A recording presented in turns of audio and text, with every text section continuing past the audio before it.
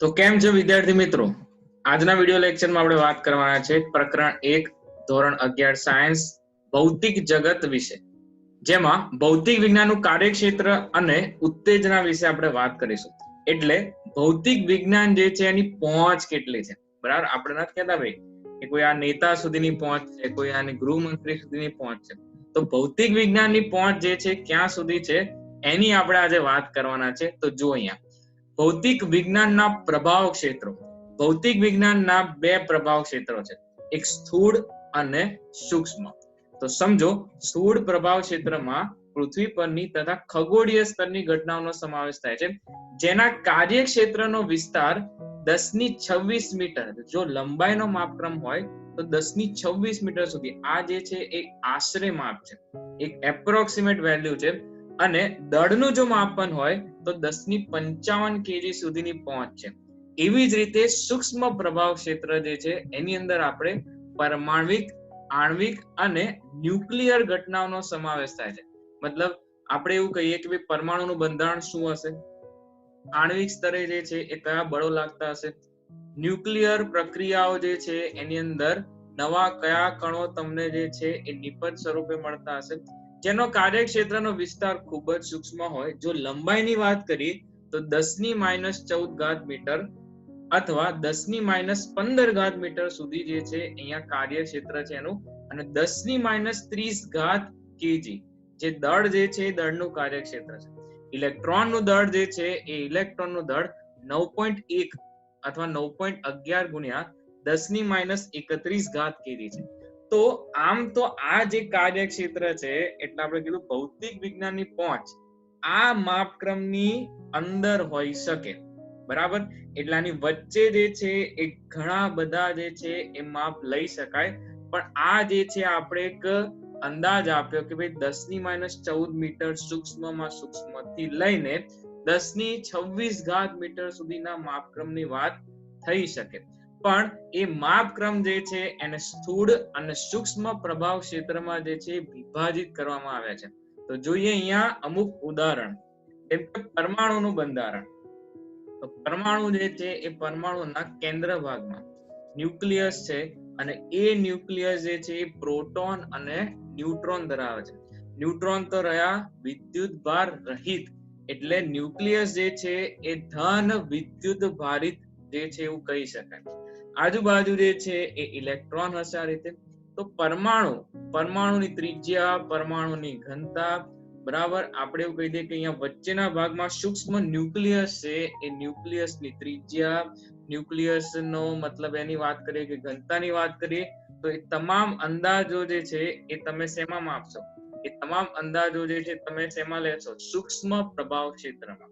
એવી જ રીતે સૌર મંડળની વાત કરીએ એની અંદર સાપેક્ષ દ્રવ્યમાન માપે છે. તો અહીંયા જુઓ કે પૃથ્વીની સાપેક્ષે અન્ય ગ્રહોનું દળ, જેમ કે અહીંયા ગુરુ ગ્રહ, અહીંયા શનિ ગ્રહ, અને એ તમામ ગ્રહોનું સૂર્યની સાપેક્ષે દળ. તો સૂર્ય જે છે એનું દળ આ બધા જ ગ્રહો કરતા ખૂબ જ વધારે છે.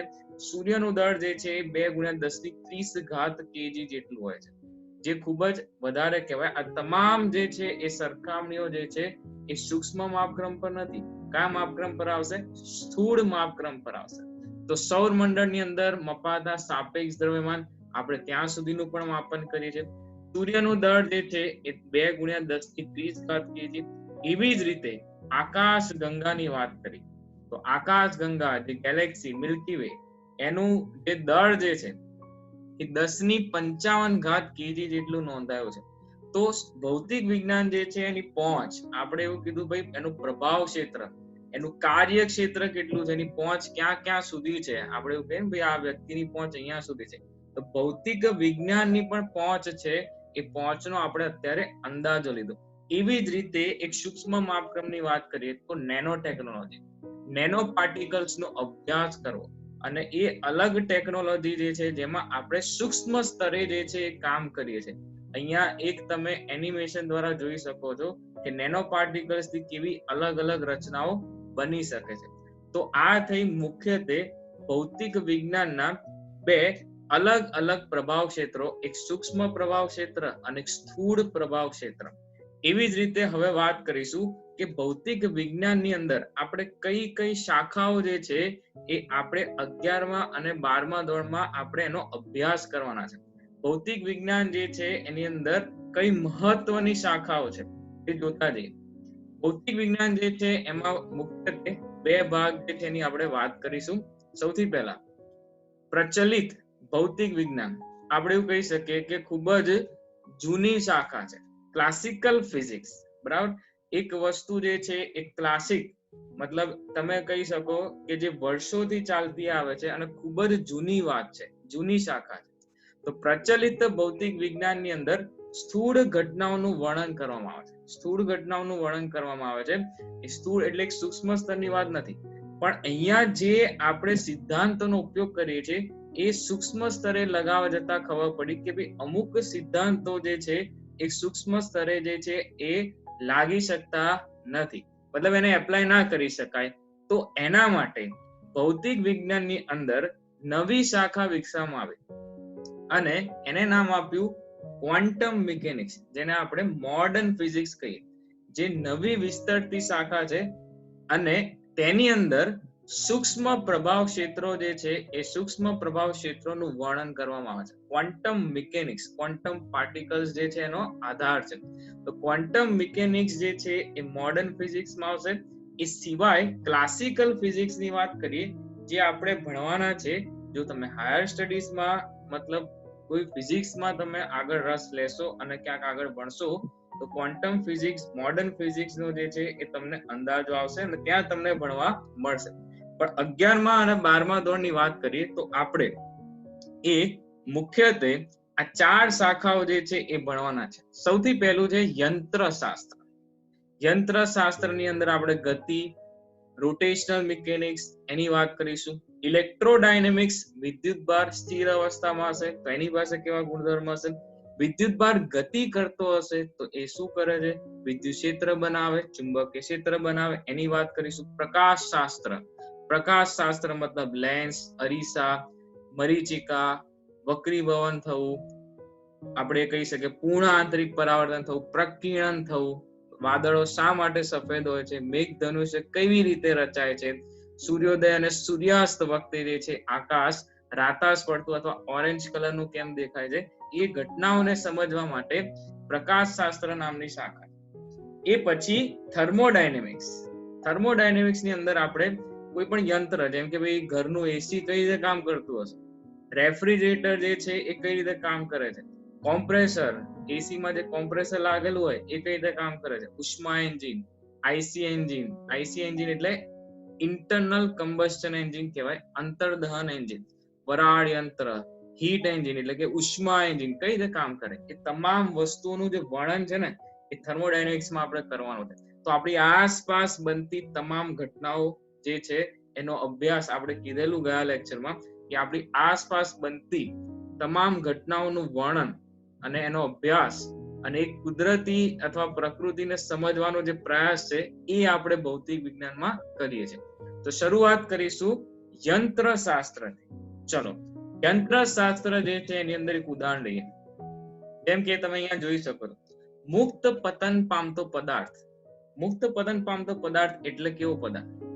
જે પદાર્થની ગતિ એ માત્ર ગુરુત્વાકર્ષણ બળની અસર હેઠળ જ થતી હોય તો એવા પદાર્થની ગતિને મુક્ત પતન જે છે થયું એમ કહેવાય, અથવા એ પદાર્થ જે છે મુક્ત પતન કરી રહ્યો છે તેવું કહી શકાય. તો યંત્રશાસ્ત્રની અંદર આપણે આવા પદાર્થનો વેગ કેટલો હશે, એ કેટલી ઊંચાઈ જે છે એ એનો વેગ કેટલો હોય, અંતિમ વેગ, પ્રારંભિક વેગ, આ રીતે અહીંયાથી મુક્ત પતન પામ્યા પછી એ નીચે આવતા કેટલો વેગ ગુમાવશે. તમારા હાથમાં એક દડો છે ને તમે ઉપર તરફ ફેંકી રહ્યા છો તો કેટલા મહત્તમ અંતર કાપ્યા પછી સ્થિર થશે, કેટલી મહત્તમ ઊંચાઈ પ્રાપ્ત કરશે. આ તમામ વસ્તુઓનું વર્ણન એ યંત્રશાસ્ત્રમાં કરવામાં આવે. એ સિવાય રોકેટ લોન્ચિંગ વખતે તમે જોતા હશો, બરાબર, અહીંયા તમે જોઈ શકો છો કે રોકેટ લોન્ચ થાય ત્યારે ન્યૂટનના ગતિનો મતલબ ત્રીજો નિયમ છે એનું વર્ણન કરવું પડે. આઘાત અને પ્રત્યાઘાત સમાન મૂલ્યના, પરંતુ કેવા હોય છે? વિરુદ્ધ દિશામાં. જ્યારે રોકેટ લોન્ચ થાય ત્યારે બળતણના દહનથી અહીંયા જે ધુમાડો જે છે આ તમે દેખી શકો છો, એનાથી જમીન પર એક ધક્કો લાગે અને એ આઘાતી બળના લીધે રોકેટ જે છે એ રોકેટ સરળતાથી જે છે ઉપર જઈ શકે. બરાબર, એ આઘાતી બળ લાગશે, એની સામે પ્રત્યાઘાત લાગે અને એના લીધે આ રોકેટ જે છે સરળતાથી ઉપર જઈ શકે. તો એનો અભ્યાસ ન્યૂટનની ગતિના મતલબ 3 જે નિયમો છે, બળ શું હોય, આઘાત બળ શું છે, પ્રત્યાઘાતી બળ શું છે, વેગમાન શું, એ તમામ વસ્તુનો અભ્યાસ આપણે શેમાં કરવાના છે? યંત્રશાસ્ત્રમાં. એ સિવાય ચાક ગતિશાસ્ત્ર, રોટેશનલ મિકેનિક્સ, જેમ તમે કોઈ પણ વ્હીકલ જે છે તમે જોવો છો એની અંદર ચેન ચક્કર, ગિયર સિસ્ટમ છે ને, જોઈ છે ને, ગિયર સિસ્ટમ ની વાત કરીએ તો એ ગિયર સિસ્ટમ ની અંદર ચેન ચક્કર હોય છે. બરાબર, તો એ કોઈ બી મિકેનિઝમ એટલે આપણે કહીશું કોઈ બી મશીનરી, એની અંદર આવી રીતના તમને ચક્કર જોવા મળશે. તો એ ચક્કર જે છે એ રોટેશનલ મિકેનિક્સ આધારિત આપણે જે છે એનું નિર્માણ કરી શકીએ, મશીનરી જે છે એનો અભ્યાસ કરી શકીએ. શાફ્ટ હોય, મતલબ પુલી સિસ્ટમ હોય એટલે કે ગરગડી હોય, એ બધી વસ્તુઓનો જે અભ્યાસ છે આપણે ચાક ગતિશાસ્ત્રમાં કરવાનો છે. ઉચ્ચાલન બળની વાત કરીએ, ભારે વજન જે છે એ કેટલા મતલબ ઓછા પ્રયાસ વડે ભારે વજન કઈ રીતે ઊંચકવું, એ જે છે એનો અભ્યાસ આપણે ચાક ગતિશાસ્ત્રમાં કરવાના છે. આવી ઘણી બધી તમામ વસ્તુઓ જે છે એનો અભ્યાસ આપણે યંત્રશાસ્ત્રમાં કરીશું. તો એ પછી એક બીજું ઉદાહરણ લઈએ, ખૂબ સરસ મજાનું ઉદાહરણ છે, જોજો અહીંયા, કે શા માટે ઝડપ વધારતા મોટર કાર એક કેન્દ્રથી દૂર જાય છે. આપણે ચકડોળમાં બેઠા હોય તો આપણને એવું થશે કે ભાઈ આપણે જ્યાં બેઠા છે ત્યાંથી આપણે દૂર ફંગોળાઈ જઈશું. શા માટે વર્તુળાકાર ગતિ દરમિયાન જે છે એ ઝડપ વધારતા કાર કેન્દ્રથી દૂર જાય છે? તેનું કારણ જે છે કેન્દ્ર ત્યાગી બળ. હંમેશા વર્તુળાકાર ગતિ થાય તો કેન્દ્ર તરફ એક કેન્દ્રગામી બળ લાગતું હતું, અને જ્યારે ઝડપ વાહન વધારશે, આ રીતે ઝડપ વધશે તો કેન્દ્રથી દૂર જાય છે. શા માટે આપણે શાર્પ ટર્ન લઈએ છીએ ત્યારે વાહન ધીમું પાડે છે, અને આ વર્તુળાકાર માર્ગ પર લપસ્યા સિવાય જો ગતિ કરવી હોય, મતલબ આ કાર જો સ્લીપ ના થાય એવી ગતિ કરવી હોય તેના માટે મહત્તમ સલામત ઝડપ કેટલી? તો આ બધા જ જવાબો જે છે એ યંત્રશાસ્ત્રમાં છુપાયેલા છે. તો એનો અભ્યાસ આપણે યંત્રશાસ્ત્રમાં કરવાના છે. એ સિવાય તમે ઘણી બધી વાર નોંધ્યું હશે અને જોયું હશે એવું એક સરસ મજાનું ઉદાહરણ લઈએ. જો અહીંયા, શા માટે બાઇક સવાર વળાંક લેતી વખતે બાઇક એકદમ નીચે નમાવે છે? ત્યારે બાઇક રેસિંગ ની વાત કરીએ તો બાઇક જે છે ને, બાઇક સવાર એ કોઈ દિવસ જે છે પોતાનું અહીંયા બાઇક જ્યારે શાર્પ ટર્ન લે ને ત્યારે ધીમું ના પાડે. એ શું કરે, આ રીતના ઢીચણ જે છે નીચે ના અડે, પણ આ રીતે એકદમ બાઇક નીચું નમાઈ લે છે. તો આ બાઇક નીચું નમાવાનું કારણ શું? એ કારણ એવું છે કે ભાઈ અહીંયા બળોનું, અહીંયા જે છે એ બળોનું સંતુલન સ્થપાય.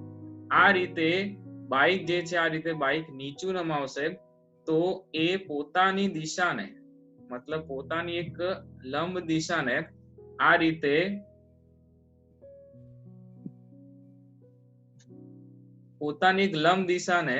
રીતે થીટા કોણે જે છે એ બાઇક શું કરે છે, એ નમાવે છે, જેનાથી બળોનું એક બિંદુગામી બળોનું સંતુલન સ્થપાય. એક બિંદુગામી બળોનું સંતુલન જે છે બની રહે છે. બાઇક નમાવતા એ સંતુલન જે છે બની રહે છે, જેના લીધે અહીંયાથી એ સ્લીપ થઈ શકે નહીં, અને વગર ઝડપ ઓછી કરે એ શાર્પ ટર્ન લઈ શકે છે.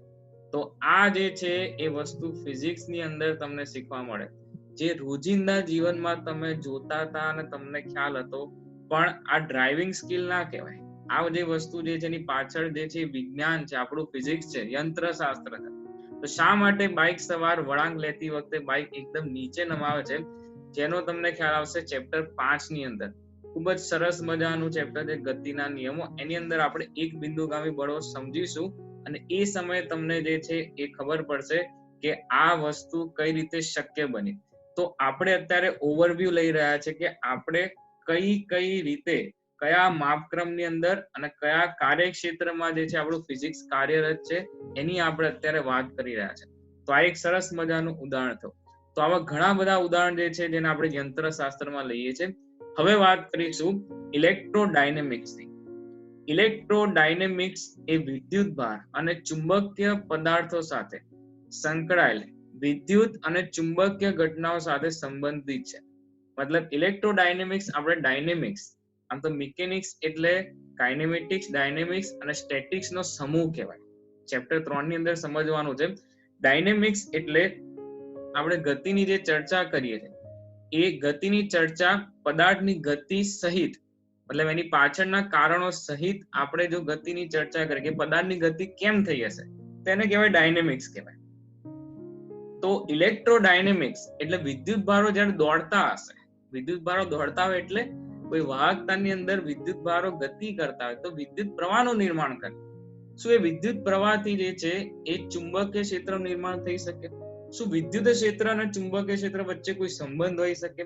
આ બધી તમામ જે વસ્તુઓની વાત કરવાની છે એ તમે ઇલેક્ટ્રોડાયનેમિક્સમાં કરશો. તો આ જે તમને અહીંયા જે ફોટાઓ દેખાય છે કોઈ બોલિવૂડના હીરો નથી, આ ખરેખર આપણા ભૌતિક વિજ્ઞાનના હીરોઝ છે. આ બધા વિજ્ઞાનીઓએ ભેગા થઈને એવો પાયો નાખ્યો છે કે ભાઈ આજે પણ જો આધુનિક ટેકનોલોજીમાં મારે કઈ નવું ઇન્વેન્શન કરવું હોય તો એમના સિદ્ધાંતો વગર જે છે ને આજે કામ થતું નથી. તો અહીંયા તમે જો પહેલો જે છે આપણે પરિચય લેવાનો છે ચાર્લ્સ કુલમ્બનો. ચાર્લ્સ કુલમ્બ જે હતા એ વિદ્યુત ભાર જે છે એનો પ્રાથમિક ખ્યાલ મળ્યા પછી બે વિદ્યુત ભારો વચ્ચે લાગતું કુલંબીય બળ એટલે કે આકર્ષી અને અપાકર્ષી બળ એ કયા પ્રકારનું હોય એનો ખ્યાલ જે છે એ ચાર્લ્સ કુલમ્બે આપ્યો હતો. એ પછી ઓર્સ્ટેડનું જે અવલોકન છે એ અવલોકન કંઈક એ પ્રકાર હતું કે જ્યારે વાહકતાની અંદર વિદ્યુત પ્રવાહનું વહન થાય તેની બાજુમાં મૂકેલી ચુંબકીય સોય જે છે એ શું બતાવતી હતી? કોણાવર્તન દર્શાવતી હતી. એટલે ક્યાંક જે છે એવું સમજ પડી કે ભાઈ જ્યારે વિદ્યુત પ્રવાહ વહે છે એટલે વિદ્યુત ક્ષેત્ર હશે તો કંઈક ને કંઈક ચુંબકીય ક્ષેત્રનું નિર્માણ થતું હશે. એમ્પિયર જેમને વિદ્યુત પ્રવાહ વ્યાખ્યાયિત કર્યો અને માઇકલ ફેરેડે જેમને ભૂલી જ શકાય નહીં. માઇકલ ફેરેડે જે છે એ માઇકલ ફેરેડે ઓર્સ્ટેડ જે છે એના અવલોકનથી ઊંધું વિચાર્યું. આપણે એવું કહી શકીએ કે શા માટે ચુંબકીય ક્ષેત્ર એટલે કે બદલાતું ચુંબકીય ક્ષેત્ર જે છે વિદ્યુત ક્ષેત્રનું નિર્માણ કેમ ના કરે? હું ચુંબકીય ક્ષેત્રથી વિદ્યુત પ્રવાહનું નિર્માણ કેમ ના કરી શકું? એવો માઇકલ ફેરેડેને ખ્યાલ આવ્યો હતો અને એમને સાબિત કરીને પણ બતાવ્યું જે ફેરેડેના નિયમોમાં આપણે શીખવાના છે, પણ એ 12મા ધોરણની વાત છે. તો આ થઈ મુખ્યત્વે વિદ્યુત ક્ષેત્ર, વિદ્યુત ભાર, ચુંબકીય ક્ષેત્ર અને એના આધારિત જે આપણે બેઝિક ખ્યાલ મેળવ્યો. એ સિવાય એક મહાન વિજ્ઞાની જેનું નામ હતું મેક્સવેલ. એ મેક્સવેલ જે છે એમને શું કર્યું? ચુંબકીય ક્ષેત્રના મોટા ભાગના ખ્યાલ જે છે એ મેક્સવેલના નામે છે અને એમનું ખૂબ મહત્વનું યોગદાન છે. મહાન વિજ્ઞાની મેક્સવેલે જણાવ્યું કે પ્રકાશ એ સૂર્યપ્રકાશની વાત કરીએ તો એ પણ વિદ્યુત ચુંબકીય તરંગો છે. પ્રકાશ એ વિદ્યુત ચુંબકીય તરંગો છે અને એ વિદ્યુત ચુંબકીય તરંગોને લગતા એમને સમીકરણ આપ્યા. તો ચુંબકીય ક્ષેત્ર જે છે એમનું ઘણું મહત્વનું યોગદાન છે. એ ઉપરાંત એમને એમ્પિયરનો જે સર્કિટલનો નિયમ છે એ આપણે શીખીશું 12મા ધોરણમાં. એ એમ્પિયર સર્કિટલ નિયમમાં એમને સુધારો કર્યો અને એમને પોતે નવા નિયમો વિકસાવ્યા જે ઘણા ખરા જે છે અત્યારે પણ ઉપયોગી છે વાયરલેસ કોમ્યુનિકેશનમાં. તો મેક્સવેલ દ્વારા જે છે આપવામાં આવેલું યોગદાન ભૂલી શકાય એવું નથી. અને છેલ્લે નિકોલા ટેસ્લા જે એસી પ્રવાહ જે છે એ એસી પ્રવાહ વાયરલેસ ટ્રાન્સફોર્મર, એસી પ્રવાહ એટલે ઉલટ સુલટ પ્રવાહ, એસી પ્રવાહ કઈ રીતે વાપરવો જોઈએ? કારણ કે શરૂઆતમાં જે છે એ થોમસ આલ્વા એડિસને ડીસી પ્રવાહ જે છે એનું નિર્માણ કર્યું અને ડીસી પ્રવાહ વાપરવા માટે બધાને કીધું હતું. પણ ડીસી પ્રવાહ જે છે એ ઘણો ખરો ખર્ચાળ હતો એ સમયે. તો નિકોલા ટેસ્લાએ જે છે એવું કીધું કે આપણે ઉલટ સુલટ પ્રવાહ એટલે કે જનરેટર, એનાથી તમે એસી પ્રવાહનું ઉત્પાદન કરી શકો અને એ એસી પ્રવાહ જે છે દૂરના અંતર સુધી ઓછા ખર્ચે મોકલી શકાય એવી એમને એક રચના વિકસાવી. તો વાસ્તવમાં જે છે નિકોલા ટેસ્લાનું યોગદાન એ ખૂબ જ જે છે અત્યારે પણ આપણા માટે ઘણું ઉપયોગી છે. એ સિવાય એમની વાત કરીએ તો નિકોલા ટેસ્લાએ એવું કીધું હતું કે ભાઈ એક વાયરલેસ ઇલેક્ટ્રિસિટી હું આખી દુનિયાને પૂરી પાડું, પણ પૈસા અને ફંડની વાત કરીએ તો એમની પાસે એટલા પૈસા અને ફંડ નતા, તેમનો પ્રોજેક્ટ અધૂરો રહ્યો. એ સિવાય એમને વાયરલેસ કોમ્યુનિકેશન વિશે જણાવ્યું હતું કે ભાઈ આપણે અહીંયા છે તો આપણે એક સંદેશો એક દૂરના અંતર સુધી આપણે મોકલી શકીએ. તો એ સમયે જે છે વિડીયો કોલિંગ, મેસેજ મોકલવાની કે ભાઈ ફેસ ટુ ફેસ વાત કરવાની જે છે એ વિડીયો કોલમાં આપણે ફેસ ટુ ફેસ વાત કરી શકીએ. મોબાઈલ જે છે એ communication, wireless communication, GPS level પર આપણે જે છે મેપ શોધીએ છીએ, બરાબર. એ બધી વસ્તુની જે વાત હતી ને, પણ એ સમયે એમને એક વાત કીધી હતી કે ભાઈ આપણે દૂરના અંતર સુધી જે છે એ સંદેશા વ્યવહાર કરી શકીએ, અને ફ્યુચર જે છે એટલે ભવિષ્ય જે છે એ વાયરલેસ કોમ્યુનિકેશન પર જ આધારિત હશે. તેમણે એક સાદું જે છે મોડેલ બનાવ્યું, અને એ મોડેલનો ઉપયોગ કરી ઇટલીનો એક સાયન્ટિસ્ટ હતો જેનું નામ હતું માર્કોની, અને એ માર્કોનીએ સંદેશા વ્યવહાર માટે વાયરલેસ કોમ્યુનિકેશન જે છે એની ટેકનિક બતાવી, અને સૌથી પહેલા વાયરલેસ કોમ્યુનિકેશન કરીને દર્શાવ્યું. જે રેડિયો આપણે કહીએ છીએ એ રેડિયોની ટેકનોલોજી જે છે માર્કોની આપી, પણ એનો બેઝ નિકોલા ટેસ્લા દ્વારા અપાયેલ થિયરીમાં હતો. તો આ થઈ વાત ઇલેક્ટ્રોડાયનેમિક્સ, જેમાં ઉદાહરણ લઈએ આપણે એસી જનરેટર. એસી જનરેટરમાં NS તરફ જે આપણું ચુંબકીય ક્ષેત્ર છે, નિયમિત ચુંબકીય ક્ષેત્રમાં આ રીતે એક ફરતી કોઇલ હોય છે. એક લંબચોરસ જે છે એક કોઇલ અથવા ગૂંચળું જે છે આ રીતે આપણે મૂકી દઈએ છીએ. તો આ જે લંબચોરસ કોઇલ છે એ ચુંબકીય ક્ષેત્રમાં આ રીતે ફરશે, તો એ વિદ્યુત પ્રવાહનું નિર્માણ કરે છે. જો અહીંયા આ જે મીટર છે તમને સતત જે છે અહીંયા એસી પ્રવાહ, એટલે બંને બાજુ ફરે છે. જો એસી પ્રવાહ જે છે એ સળંગ નથી હોતો, એ આ રીતે હોય છે, ઉલટ સુલટ પ્રવાહ. તો આ થઈ વાત એસી જનરેટરની. એ સિવાય એન્ટેનાની ટેકનોલોજી, ટ્રાન્સમિશન માટે આપણે જે એન્ટેનાનો ઉપયોગ કરીએ છીએ એની અંદર તરંગોને દૂરના અંતર સુધી કઈ રીતે મોકલવા, એ વિદ્યુત ચુંબકીય તરંગોનું ટ્રાન્સમિશન કઈ રીતે કરવું, એ ઇલેક્ટ્રોડાયનેમિક્સ ની અંદર આપણે શીખીશું. તો ઊંચા એન્ટેના તમે જોયા હશે, મોબાઈલ કોમ્યુનિકેશન આપણે અત્યારે કરી રહ્યા છે, ઇન્ટરનેટ આપણે વાપરી રહ્યા છે, એના માટે આ જે એન્ટેનાથી દૂરના અંતર સુધી વાયરલેસ ટ્રાન્સમિશન જે છે એ પોસિબલ થઈ શક્યું. ચુંબકીય તરંગોની મેં વાત કરી હતી, તો આ રીતે વિદ્યુત ચુંબકીય તરંગો સતત આ રીતે દોલનો કરતા વિદ્યુત ક્ષેત્ર, દોલનો કરતા વિદ્યુત ક્ષેત્ર અને ચુંબકીય ક્ષેત્રના ઘટકો હોય છે.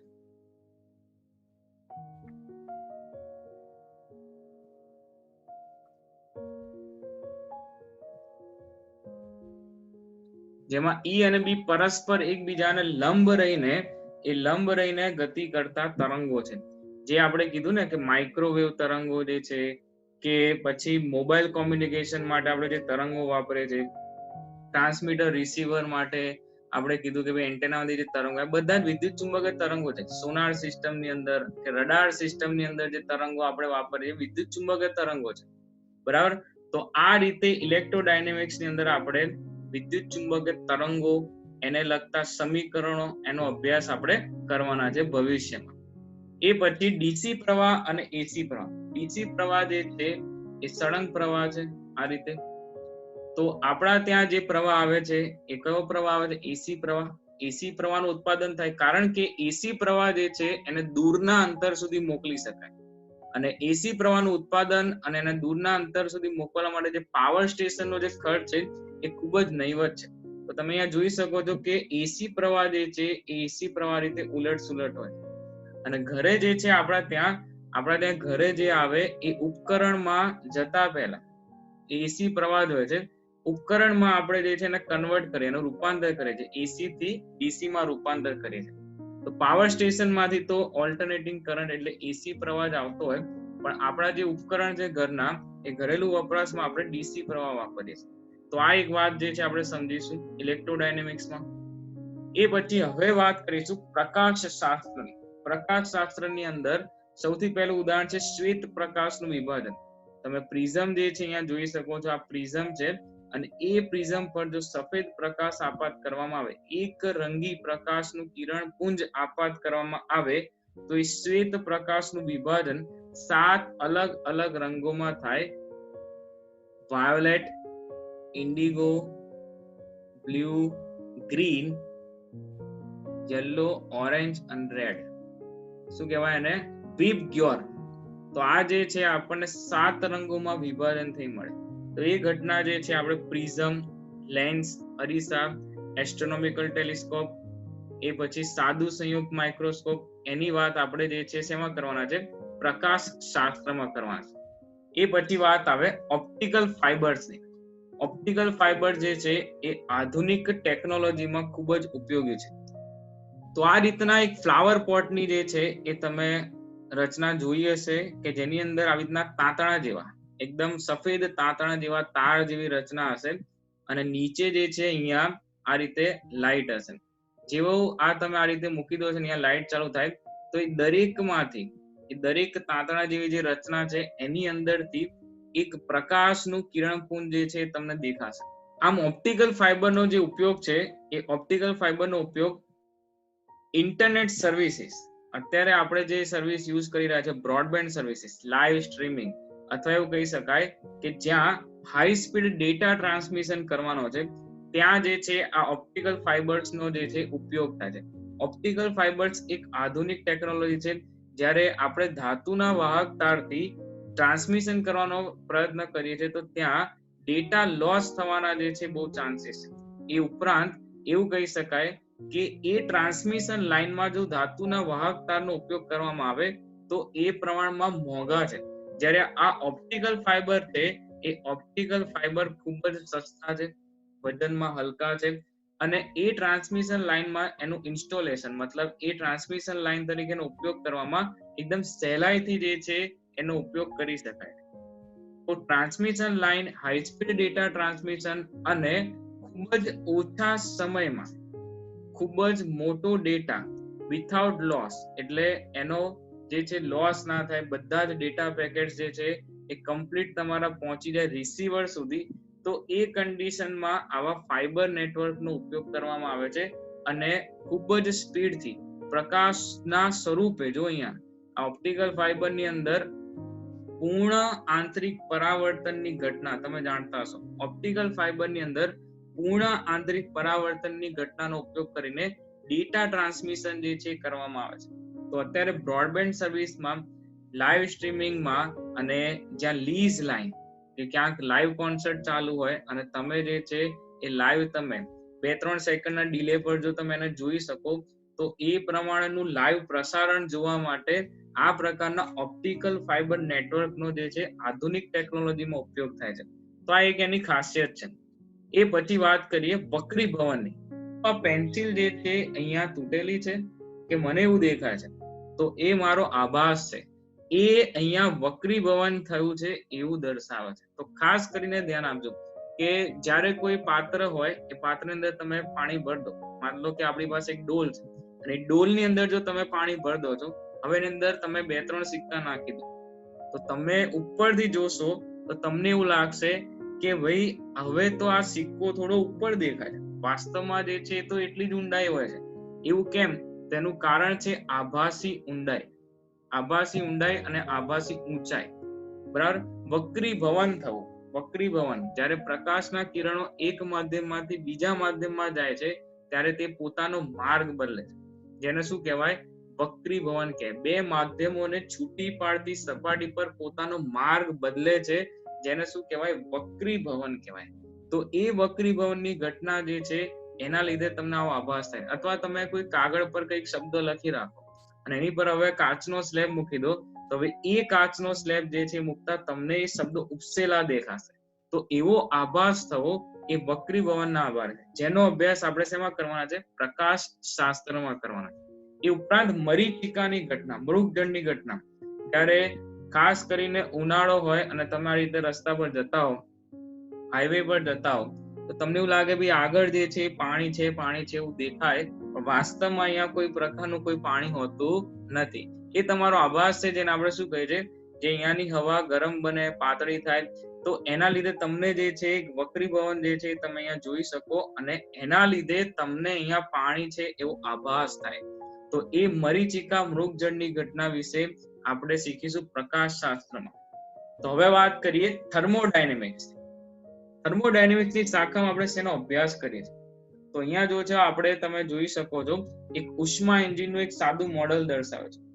તો થર્મોડાયનેમિક્સની અંદર આપણે મેં કીધું એમ કે ઘરેલું વપરાશમાં ઘણા બધા સાધનો, રેફ્રિજરેટર કઈ રીતે કામ કરે, કોઈ પણ તંત્ર જે છે એ તંત્રની વાત કરો તો એ તંત્ર એટલે શું? તો સૌથી પહેલા તંત્ર એટલે કે જ્યાં થર્મોડાયનેમિક પ્રક્રિયાઓ થતી હોય એને તંત્ર કહેવાય. બરાબર, ડિટેલમાં તો થર્મોડાયનેમિક્સમાં આપણે શીખીશું. તંત્રના તાપમાન, આંતરિક ઉર્જા, ઉષ્મા અને કાર્યનો શું સંબંધ હોય. હું જે છે અહીંયા ઉષ્મા એન્જિનની વાત કરું તો એક સાદું મોડેલ આપણે સમજીએ કે અહીંયા એક પાત્ર છે. આ તો એક મોડેલ સમજાય તો સાચું ઉષ્મા એન્જિન નથી, આ ખાલી એક મોડેલ છે કે ભાઈ અહીંયા જે છે આ પાત્રની અંદર એ તમે મ્યુ મોલ આદર્શ વાયુ લઈ લો. હવે એ પાત્રની અંદર જેવું તમે નીચેથી ઉષ્મા ઉર્જા આપશો એટલે અહીંયા વાયુનું શું થશે, વિસ્તરણ થાય. અને વિસ્તરણ થતા જે છે આ પિસ્ટન જેવી એક રચના રાખે, એ પિસ્ટન જે છે ઉપર જશે. બરાબર, વિસ્તરણ થાય વાયુનું એટલે પિસ્ટન પર ધક્કો લાગશે, પિસ્ટન ઉપર જાય અને પરિણામ સ્વરૂપ જે છે એ પરિણામ સ્વરૂપ વ્હીલ જે છે ને આ રીતે ગતિ કરે. જો એ પરિણામ સ્વરૂપ વ્હીલ જે છે એ વ્હીલ આ રીતે શું કરે છે, ગતિ કરે. તો અહીંયાથી તમે ઉષ્મા ઉર્જા આપો, એ પરિણામ સ્વરૂપ અહીંયા પિસ્ટન જે છે ઉપર જશે, વ્હીલનું એક ચક્કર આટલું ફરી જાય એટલે એ વ્હીલ જે છે પાછો પિસ્ટનને નીચે દબાવશે, પાછું સંકોચન થાય. તો વિસ્તરણ થવું, સંકોચન થવું, વિસ્તરણ સંકોચન, સતત તંત્ર વડે થતું કાર્ય, તંત્ર પર થતું કાર્ય, એવી બધી જે વસ્તુઓનો અભ્યાસ છે એ આપણે થર્મોડાયનેમિક્સમાં કરવાના છે. આ તો મેં વાત કરી ઉષ્મા એન્જિનની અને એ ઉષ્મા એન્જિનના પ્રાથમિક સિદ્ધાંતની વાત કરી. તો એવા ઘણા બધા જે છે એ કોન્સેપ્ટ તમારા થર્મોડાયનેમિક્સની અંદર કવર થશે. એ સિવાય રેફ્રિજરેટર જે છે એ રેફ્રિજરેટરની ટેકનોલોજી, શા માટે ભાઈ આજુબાજુનું તાપમાન જે છે ને એ આજુબાજુનું તાપમાન અલગ હોય પણ અંદર તો જે છે કોલ્ડ સ્ટોરેજ હશે તો અહીંનું તાપમાન જે છે ને એ ટી તો નિશ્ચિત જ રહેશે ભાઈ. અહીંનું તાપમાન જે છે તમારું ફિક્સ જ રહે, આજુબાજુ ગમે તેટલું તાપમાન હોય અહીંનું તાપમાન સરખું જ રહે. તમે જૂના રેફ્રિજરેટરની વાત કરો તો પાછળ એક જાળી જેવી રચના, બરાબર, એ જૂના ફ્રીજની પાછળ જોજો તો એક જાળી જેવી રચના, જો તમે ત્યાં કદાચ હાથ બી થોડો નજીક મૂકશો તો તમને અંદાજો આવશે કે ત્યાં કેટલી ગરમી હોય. તો આ જે છે એ કોમ્પ્રેસર, એસી ના કોમ્પ્રેસરની વાત કરીએ, રેફ્રિજરેટર જે છે એ રેફ્રિજરેટર અંદર કઈ રીતે ઠંડુ તાપમાન મેન્ટેન કરે છે, કઈ રીતે જાળવી રાખે છે, એ તમામ વસ્તુ થર્મોડાયનેમિક્સમાં ખ્યાલ આવશે. એ ઉપરાંત આપણે કહીએ કે શા માટે રેલવે પાટાઓ વચ્ચે જે છે એક ગેપ રાખવામાં આવે છે. આ રીતે રેલવે પાટાઓ વચ્ચે જે છે આ રીતે શા માટે ગેપ રાખવામાં આવે છે? એનું તો એવું તો શું કારણ હોઈ શકે કે ભાઈ અહીંયા ગેપ રાખવાની જરૂર પડે? તો ઉનાળાની અંદર જે છે એ ઉનાળાની અંદર તાપમાન વધતા રેલવે પાટાઓનું જે છે એ રેખીય વિસ્તરણ થાય છે. અને હવે રેખીય વિસ્તરણ થાય, જો આ ગેપ નહીં રાખે તો પાટા જે છે એ એકબીજા પર બળ લગાડીને ઉખડી જાય. બરાબર, તો દરેક વખતે જે છે નવા પાટા તમે એ લગાવવા પડે તો એ વસ્તુ જે છે વ્યાજબી નથી. એટલે પહેલેથી અહીંયા ગેપ રાખે. જ્યારે ઉનાળાના સમયમાં જો અહીંયા તાપમાન વધી જાય તો ભલે ને તાપમાન વધ્યાનું થોડું ઘણું વિસ્તરણ થશે તો એ થોડા આગળ આવશે. આ રીતે એ થોડા આ રીતે આગળ આવશે. બરાબર, આટલો ભાગ જે છે આગળ આવી જશે. પણ એ આગળ આવે તેના સાથે આપણે એવું કહી શકીએ અહીંયાથી કે આ જે છે અહીંયા આગળ આવશે, પણ આપણે એવું કહી શકીએ કે અહીંયા પાટા ઉખડી જવાનો ભય છે નહીં. તો રેખીય વિસ્તરણ કે કઈ રીતે જે છે એ તાપમાન વધવાની સાથે લંબાઈમાં ફેરફાર થાય, કઈ રીતે કદમાં ફેરફાર થાય, કઈ રીતે ક્ષેત્રફળમાં ફેરફાર થાય. રેખીય પ્રસરણ શું છે, કદ પ્રસરણ શું છે, પૃષ્ઠ પ્રસરણ શું છે, એ તમામ ઘટનાઓની જે વાત છે આપણે થર્મોડાયનેમિક્સમાં કરવાના છે. તો આ થઈ વાત મુખ્યત્વે આપણે ભૌતિક વિજ્ઞાનના કાર્યક્ષેત્ર. આપણે સૌથી પહેલા જોયું કે ભૌતિક વિજ્ઞાન જે છે એની અંદર આપણે સૂક્ષ્મ અને સ્થૂળ પ્રભાવ ક્ષેત્રની વાત કરી. એ પછી ભૌતિક વિજ્ઞાનની અગત્યની શાખાઓ જેમાં ઇલેક્ટ્રોડાયનેમિક્સમાં કોનું યોગદાન હતું એ તમામ વિજ્ઞાનોની વાત કરી. ઇલેક્ટ્રોડાયનેમિક્સ પછી આપણે પ્રકાશશાસ્ત્ર, પહેલા યંત્રશાસ્ત્રની વાત કરી અને છેલ્લે આપણે વાત કરી અત્યારે થર્મોડાયનેમિક્સની. તો ભૌતિક વિજ્ઞાનનું કાર્યક્ષેત્ર, એનો વિસ્તાર, એની પહોંચ શું છે એ આપણે ખાસ કરીને સમજવાનું હતું કે આપણે ભવિષ્યમાં અને હાલ પૂરતું આ વર્ષે શેનો અભ્યાસ કરવાના છે એ આપણે આ સમજવાનો હતો. તો વિદ્યાર્થી મિત્રો, આ થઈ વાત ભૌતિક વિજ્ઞાનના કાર્યક્ષેત્ર ની વિશે, એની પહોંચ વિશે. તો મળીએ આવતા વિડીયો લેક્ચરમાં. Till then, take care.